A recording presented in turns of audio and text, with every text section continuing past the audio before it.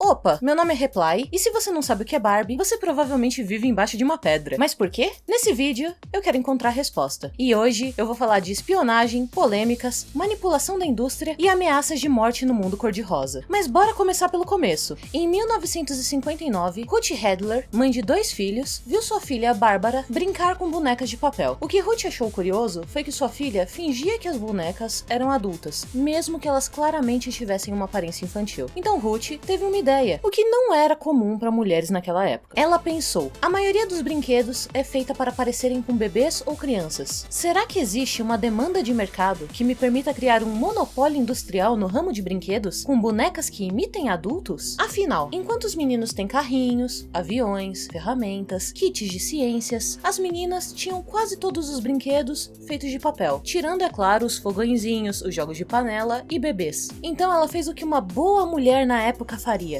E deu toda a ideia dela pro marido, que não era nada demais. Seu nome era Elliot Handler, e mais tarde ele seria conhecido como sócio fundador de uma pequena empresa chamada Mattel. Elliot, claro, assim como seus sócios, chamaram Ruth de idiota. Afinal, não teria como uma mulher ter uma ideia tão inovadora e modificadora de mercado. Então Ruth ficou triste, no canto dela, lavando louça. Até que um dia, passeando, ela viu uma boneca alemã, chamada Bild Lilly. Lilly era uma personagem de histórias em quadrinhos, considerada moderna para o pós-guerra, sendo uma garota atrevida, mais alta que qualquer homem e mais sexy que qualquer mulher. Seu objetivo era um homem rico. Seu criador, junto ao jornal, entrou em contato com Max Weisbrot para desenvolver uma boneca e vender ao público, em 1955. Na verdade, ela era conhecida como Bild Lilly justamente porque Bild era o nome do jornal. Lilly foi uma das primeiras bonecas adultas articuladas na cultura ocidental, e seu público-alvo definitivamente não eram crianças. Na verdade, ela era uma piada sexual, dada para homens durante suas despedidas de solteiros. Seu slogan era Lilly, a estrela de todos os bares, sendo vendida em 2 tamanhos. Inicialmente, foram vendidas apenas cerca de 130 bonecas, e com seu sucesso, ela começou a ser mais produzida e exportada para o mundo, como essa piada entre adultos, que às vezes, depois de muito tempo, davam para crianças brincarem. Ao chegar na Espanha, a Lilly ficou mais bronzeada, mas as mães espanholas não acharam graça na piada de uma boneca tão sexy como o brinquedo, tanto para homens quanto para crianças, e foi um fracasso de vendas. Já em Hong Kong, a boneca ganhou roupas típicas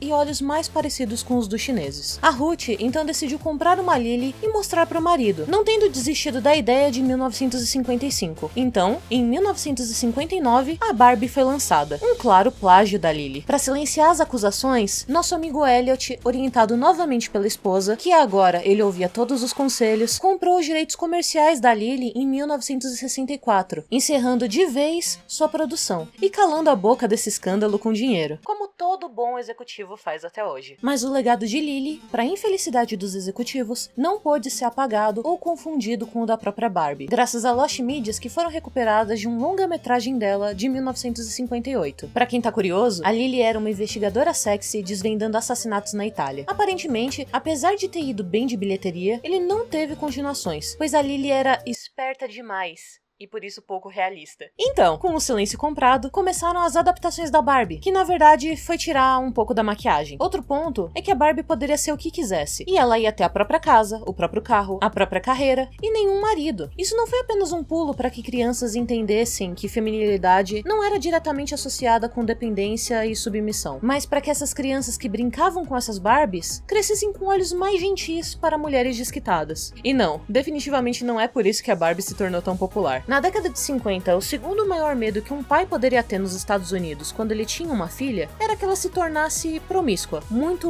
modernizada. Mas o medo número 1 era que ela crescesse sem ser bonita o suficiente, em uma sociedade onde poucas mulheres tinham trabalhos. Então, apesar dos pais ficarem desconfortáveis com a ideia de que a Barbie, mesmo com menos maquiagem, era moderna demais, por não ter um marido, eles compravam, pois ela estimulava as meninas a serem mais vaidosas, desejarem ser como a Barbie, um corpo bonito, uma maquiagem bem feita, um cabelo deslumbrante, uma princesa sem realeza. As vendas iniciais da Barbie eram que você comprava ela por R$2,50 e as roupas vinham junto por mais $3 ou $4. Damos a boneca por um preço baixo. A criança vai querer cada vez mais roupas novas para poder continuar brincando. Caso você não saiba, Foi daí que veio a primeira lógica de mercado de skins que viciariam tanta gente no LoL, no Valorant, no Fortnite e em outros jogos da vida. É tudo culpa desse primeiro esquema de venda casada feito pela Barbie, porque teoricamente você não precisava das roupas para poder brincar com a boneca. Ela já vinha com uma, mas todas as suas amigas tinham um novo casaco, a nova bolsa, e você precisava se diferenciar comprando os novos sapatos da edição limitada, né? E longe de mim criticar quem gasta dinheiro com skin. Olha que bonitinha minha Molula sorvetinho. Daí começaram as mudanças. Primeiro, um corte de cabelo, pra Barbie se preparar pra entrada dos anos 60. E nos anos 60, quando os adolescentes estavam mais interessados na dança e em movimentos, veio as Twists Barbie, que não tinham juntas convencionais, permitindo mais movimento e a presença de cílios reais e não os desenhados. A Mattel, portanto, não foi só a primeira a inovar em venda casada, como também foi a primeira companhia a iniciar o processo de colocar comerciais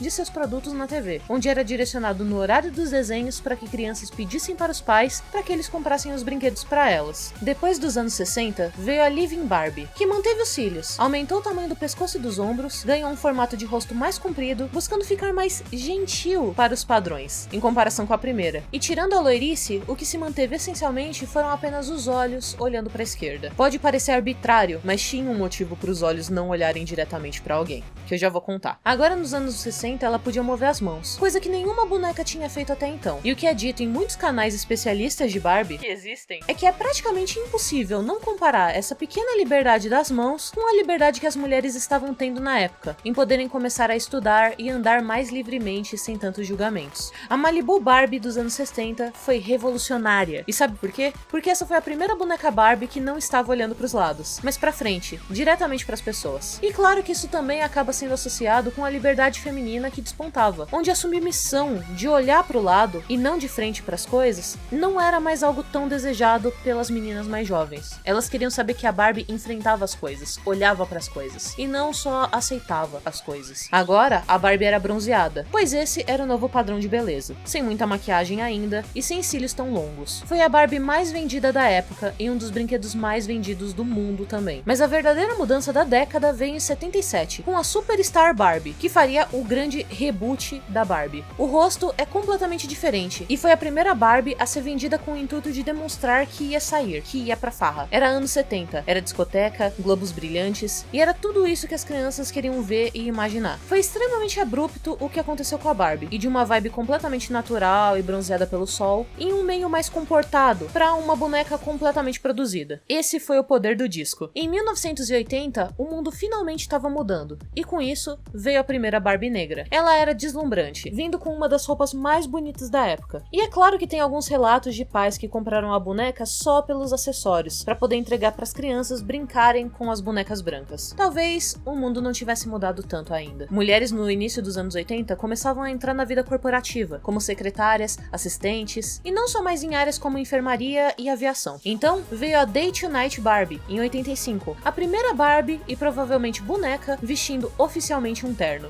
Claro que esse terno se transforma em um vestido, mas ainda assim foi um marco na história feminina como um todo. A Barbie nesse ponto representava que mulheres podiam ser duas coisas: uma trabalhadora dedicada de dia e uma mulher que arrasa corações à noite. Em 86 veio a Barbie roqueira, mas ela não veio porque a Mattel queria colocar uma Barbie em todas as profissões, ou democratizar essas profissões criando novas tendências. Eu explico. Em 85 vazou um rumor na indústria de brinquedos, que viria uma boneca, uma estrela do rock, e essa seria a Jem. Ela era pra ser uma estrela do rock com um desenho próprio, que a gente nunca ouviu falar porque... Bem, ela foi arrasada em questão de mercado mundial com a presença da Barbie roqueira. Quando a Jem chegou nas prateleiras depois de 6 meses de produção, a Barbie já estava nas lojas há 1 mês. E todos pensaram que a empresa responsável pela Jem tinha copiado a Barbie, e não o contrário. Praticamente esse tipo de rumor matou a franquia. E junto com isso, vieram ameaças de morte anônimas aos donos da Jem, caso eles continuassem falando que foram roubados, que foram espionados, imagina. Quem diria que o mundo corporativo dos brinquedos poderia ser tão sanguinário em busca do monopólio, né? Ah, detalhe para futuros processos, eu não tô acusando ninguém aqui de espionagem, só tô contando um boato. E na verdade, falando sobre tendências,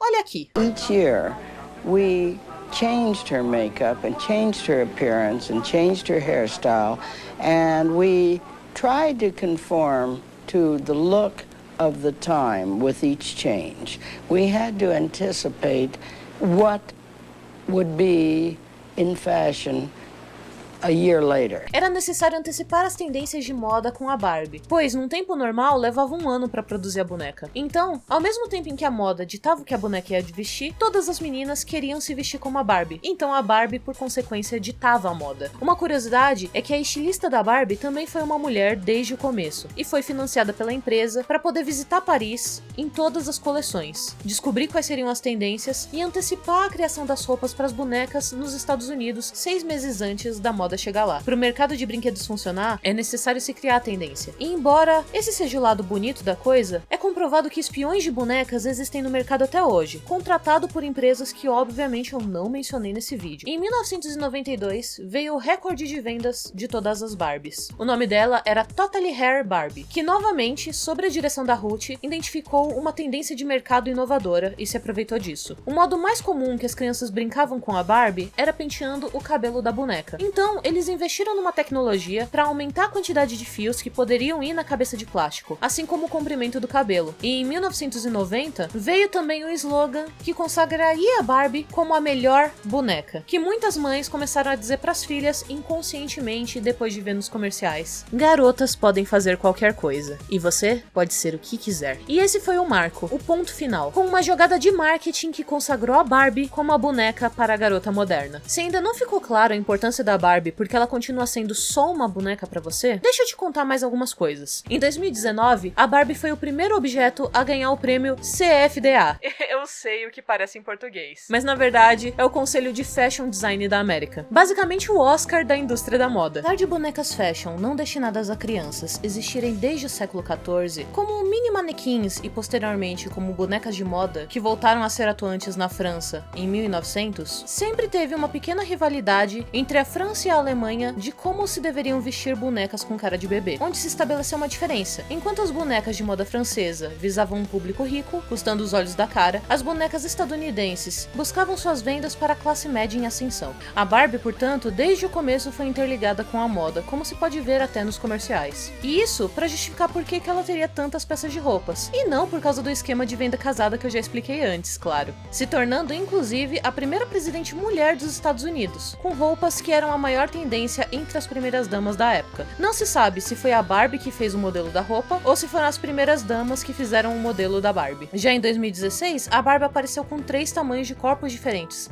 assim como mais de 12 tons de pele. Um problema, ao mesmo tempo, com essa inclusividade corporativa é que nem sempre contratam as pessoas certas para mascarar a verdadeira intenção da empresa. Então, quando um grupo de amigas negras, na década de 90, foi introduzido ao grupo de amigos da Barbie, elas foram vendidas com um slogan: para aqueles que se importam com uma beleza exótica e elegância. O que será que significaria beleza exótica, né? E a crítica veio pesada, porque o slogan que diz "você pode ser o que quiser, qualquer garota pode ser a Barbie", não condizia com a atitude de chamarem as bonecas negras, latinas e asiáticas por outros nomes. Meio que indicava o contrário. Qualquer garota, na verdade, podia ser amiga da Barbie, se ela não fosse branca. Então a empresa tomou essa crítica e voltou a chamar algumas Barbies com outros tons de pele de Barbie. E esse projeto ficou nas mãos de uma mulher negra com experiência no design de brinquedos. Essa foi a responsável pela construção da representatividade subsequente da Barbie. Então eles mantiveram os padrões de estruturas faciais baseado na linha Soul in Style. Hoje em dia tem algo meio estranho rolando com a Barbie, porque existem 2 Barbies. Uma delas é do Brooklyn e a outra, que vocês já conhecem, é de Malibu. As duas são melhores amigas e cantam juntas numa banda. Foi a solução que a empresa encontrou para que a Barbie negra não fosse a amiga da Barbie, mas uma Barbie também. Outro ponto polêmico é que o feminismo da Barbie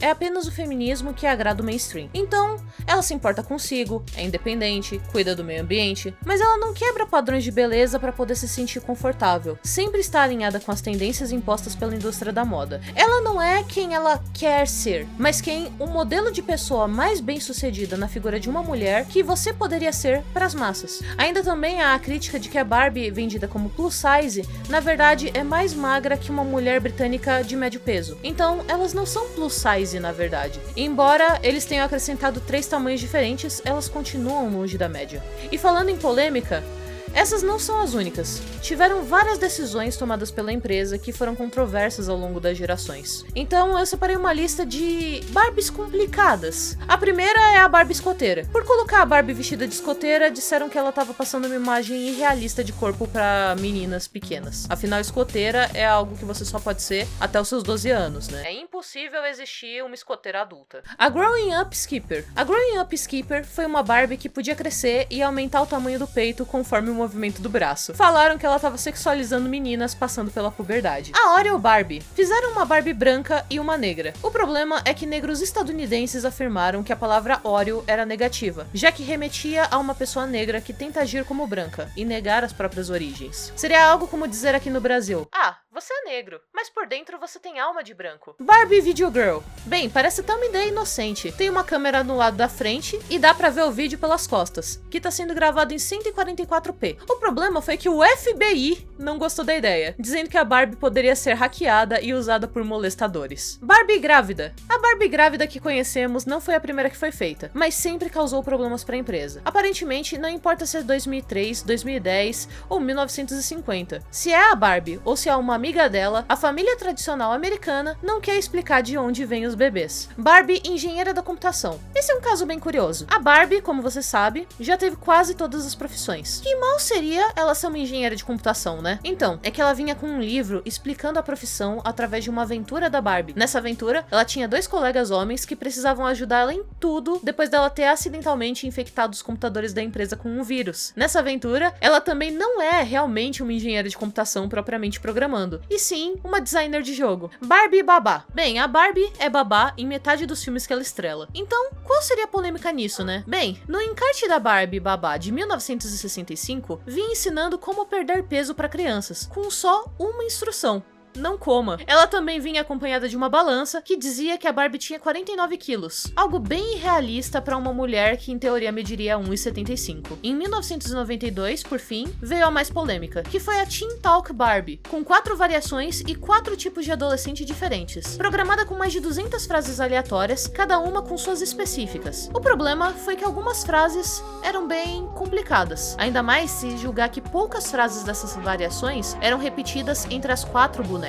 Essas frases, bem, matemática é muito difícil. Eu amo comprar. Será que um dia a gente vai ter roupas suficientes? Essas frases foram consideradas machistas em 92 e as falas foram removidas. Então nem adianta tentar defender. Afinal, a impressão que passava é que era só isso que todas as adolescentes tinham em comum. No mínimo estranho. E a última polêmica, na verdade, é um boato, que foi feita com o lançamento dos novos corpos da Barbie. Vários canais no YouTube, em 2018, publicaram vídeos aprovando os novos corpos, dizendo como a empresa estava sendo inclusiva e diversificada, aderindo novas tendências de maneira suspeitosamente elogiosa, embora tenham abafado que na verdade foi um artista que deu essa ideia de repaginar o corpo da Barbie para uma mulher mais normal. Até hoje não foi confirmado se esses canais foram ou não pagos para falar bem dos produtos ao mesmo tempo. Saindo dessas polêmicas, a Barbie vendeu mais carros que a cidade inteira de Detroit em 2020. E é possível acompanhar a linha de evolução dos automóveis que a gente vê hoje em dia acompanhando a linha de lançamento dos carros da Barbie, assim como se pode acompanhar a evolução estrutural da arquitetura dos sonhos estadunidense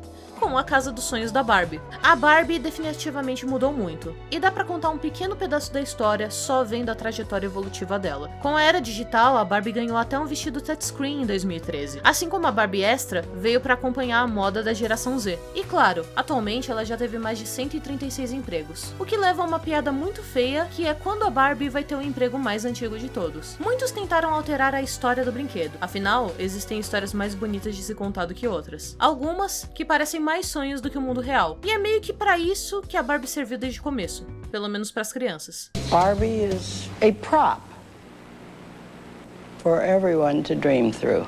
Toda sua mudança estética acompanhou o nosso tempo, da melhor maneira que poderia ser feita para promover vendas, sendo o mais puro reflexo das pautas sociais sendo usadas para vender. As primeiras Barbies, ao contrário do que se acredita, foram fabricadas no Japão, mas só foram ser vendidas realmente lá para a população 10 anos depois com roupas tradicionais, onde as Barbies tinham peles mais claras e olhos geralmente escuros, junto com um cabelo escuro para atingir os padrões de beleza orientais. E mesmo assim, não foi o suficiente para arrasar a concorrência como a Barbie tinha feito em todo todos os outros lugares. Eles meio que não conseguiram bater os olhos grandes dos animes. Portanto, os mangás meio que fizeram o único fracasso de vendas da Barbie ser no Japão. Mas a empresa não desistiu e, eventualmente, em 1991, ou seja, 40 anos depois, com uma jogada de trâmites legais, uma Barbie semelhante aos mangás foi produzida. Mas ela também não fez sucesso. A que veio se estabelecer como Barbie por lá foi a Barbie Total Hair. Achei interessante mencionar isso, pois a Barbie não serve só para observar os aspectos da mudança da moda e dos padrões de beleza no Ocidente, mas a percepção que o Oriente tinha sobre o aceitável, sobre os nossos padrões estéticos também. Pode-se chamar que dá para acompanhar uma era evolutiva da globalização através do mercado da Barbie. E quem diria que a Barbie poderia ser algo tão complexo apesar de ser um brinquedo? Ai ai, esse vídeo já tá bem longo para que eu fale sobre a implicação dos filmes da Barbie na cultura pop. Até porque, com o lançamento desse filme, eu tenho certeza que muitas coisas vão mudar e alguém provavelmente vai fazer esse vídeo aí. Se não fizerem até 2025, aí você pode me cobrar. E se alguém ainda duvida que a Barbie influenciou a arte como um todo em sua passagem histórica, eu venho com uma peça de arte que é uma Barbie. A Barbie mais cara do mundo foi vendida por $200 mil e foi criada pelo designer de joias Stefano Canturi, sendo dada oficialmente como a peça de arte em forma de boneca mais cara a ser vendida até o presente momento. E bem, era isso que eu tinha pra dizer sobre a Barbie, pelo menos por enquanto. O filme vai sair e eu queria dividir com vocês o valor histórico dessa boneca, que permite ver junto à sua história, a história da moda e da independência das mulheres ao longo dos anos, sendo acompanhada bem de perto pelo capitalismo selvagem. E isso porque eu nem cheguei a mencionar os traumas que a Barbie provavelmente causou em milhares de crianças só por sua existência, com meninos e crianças queers querendo brincar com elas, ou meninas que não queriam e foram impostas a isso. Você pode ser quem você quiser, realmente não parece mais se encaixar, né? Quando ela acaba sendo um dos motivos pra tanta gente se frustrar logo no comecinho por descobrir que você não é exatamente no molde que deveria ser. Mas aí não é culpa da Barbie, você sabe qual é o problema. E apesar da boneca ser um produto tão controverso, influenciou gerações e gerações de estilistas e designers em suas criações artísticas, e provavelmente vai continuar influenciando. Todo seu apego, nostalgia e influência não pode e não será ignorado. Afinal, mesmo sendo só um brinquedo, a Barbie mudou junto com o mundo e por consequência mudou parte dele. Se o filme é bom ou ruim, sinceramente, não importa muito. E bem, te vejo no próximo vídeo. Até mais! Ah, e caso não tenha notado, eu fiz bonecas de papel aqui, pra quem quiser recortar e vestir uma mini play ou coisa do tipo. É só printar e imprimir. Falou!